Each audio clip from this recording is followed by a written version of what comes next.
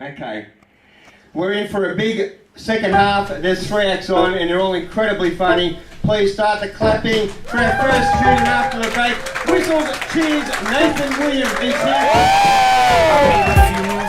People think I got fame, and when I say that I'm broke, they look at me like I'm strange. I celebrate with the crack cup and cheap champagne, spitting names of all you industry hoes up in the game. My name's Nathan Williams, as he said, and I am a stand-up virgin. I have heard that a couple of times before this evening, and it unnerved me somewhat. I probably am the most nervous man in the room at the moment. Yeah. Actually, this does remind me of me losing my virginity. I was ill-prepared, despite all the research. You guys are good. You're good-looking, you're warm, you're friendly, and I'd like to do this in the future. I like to think that if I have a crowd that isn't quite as good as you, well, I'll close my eyes and think of you. Hell, when I'm telling jokes by myself, I'll definitely think of you. But we all do scary things, so I'm nervous. Well, we do scary things. I mean, I used to do scary things as a kid. We all do scary things. We like to confront them. I think it's a good thing for us. As a kid, I wanted to be a stuntman, so I wanted to take on big, scary things. I like the idea of just trying to kill myself, basically. But, spectacular, on film. Never pursued that. But my cousin, I lived in England as a kid. The accent might be coming through somewhat. I'm going to get rid of this, hang on. My family lived all over England. I had a family right at the top of Scotland, the Outer Hebrides, which is a very small island, and it's about a 24-hour car drive, which is a bitch at Easter. You know, when you go on the family car drive and it's like, it's going to be 4 hours. It's like, this is 24 hours. Not good. We arrived sort of late afternoon. I met my cousin for the first time, and he was like, long hair, leather jacket. He was very cool. His name was Reuben.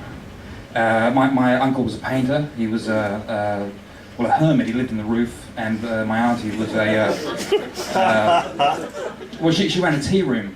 People would go down there often. There's not much to do there. There's all crofting and farming, but she ran a tea room, so you go there for a bun and a cup of tea, and you get high off the resin fumes. She used to make chess sets out of resin. I was there for 2 weeks. I haven't been the same since.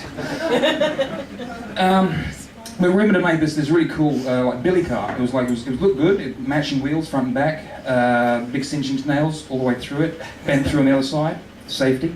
Engineering genius, 10-year-old, and he was very excited. He hadn't ridden it yet. Again, it was a new thing, and he pointed up the hill. It was a good kilometre, and it sort of banked round. And he said, "In the morning we'll go do that." I said, "Great, that'd be great." Really excited. All 3 of us can fit on, me, Reuben, and my sister. Crack of dawn, next day, there we were, looking down the hill, and as, we used the best method we could, eeny, meeny, miny, mo, who's going to go where, and it, dog shit, I was very good at, I was going to be the pilot, so I was very excited because no one had actually driven this thing before. It was good, like at first, I was in front, my sister was behind me, Reuben was behind, was right at the back, and we started to gather momentum. Now, there's only a single track road that went down, and it wasn't like it was very rural. And on one side of the road there was like a nice big banked hill with a dry stone wall to travel along it, and on the other side there was a ditch with barbed wire fence and marshland.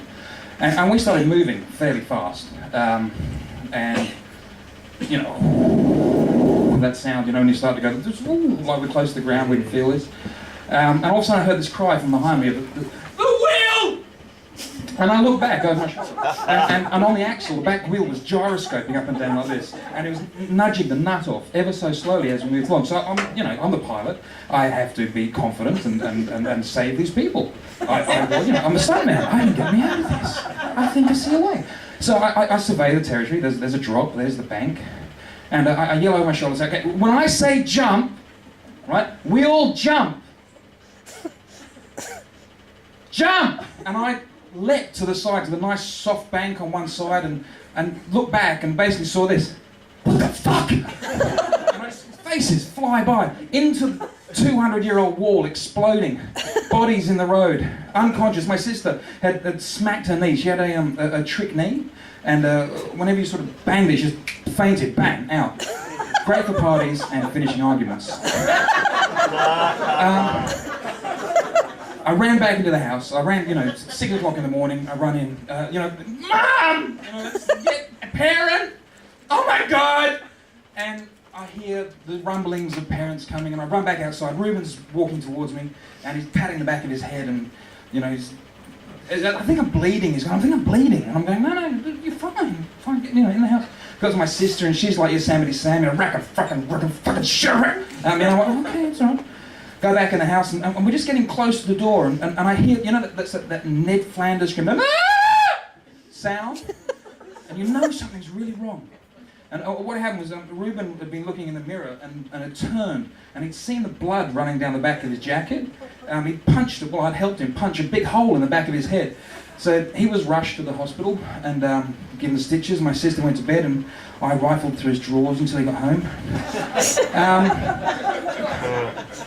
Well, this is going kind of well, isn't it? It's very much like losing my virginity again. It's a bit clumsy. And it's all over in 7 minutes. I'd like to thank you very much.